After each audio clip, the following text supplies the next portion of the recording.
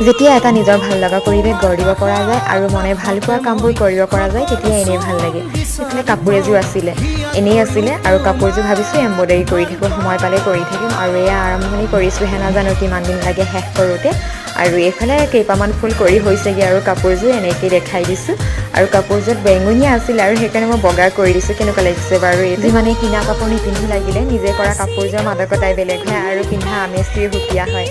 আৰু এইফালে চাওকচোন বাই ভনীবোৰৰ টোপোলা দি সিহঁত দুজনী ঘৰলৈ আহিছিলে আৰু মোলে বোলে কিবা কিবি লৈ আহিছিলে আৰু এই টোপোলাবোৰ মই পিছে দুদিনৰ পিছতহে পাইছোঁ সিহঁতকেইজনী যোৱাৰ পিছতে মোলে থৈ গৈছিলে আৰু টোপোলাখিনি এতিয়া দি পঠালে এইখিনি এতিয়া চাওঁচোন কি আছে আপোনালোককো দেখাই দিছোঁ আৰু এইফালে ঢেঁকীত খুন্দা সান্দহগুড়ি লৈ আহিছে জহা চাউলো লৈ আহিছে দেই টোপোলাবোৰত বাই ভনীবোৰ যেতিয়া একেলগে থকা হয় তেতিয়া সৰু সৰু বস্তুবোৰৰ কাৰণে ইমান যে কালিয়া হয় ন আমিও কৰিছিলোঁ বাৰু দেই সৰু সৰু বস্তুবোৰৰ কাৰণে আৰু এতিয়া ঘৰত বনোৱা জলপানবোৰ মোলৈ মনত পেলাই লৈ আহিছে আৰু ধন্যবাদ দেই দুজনী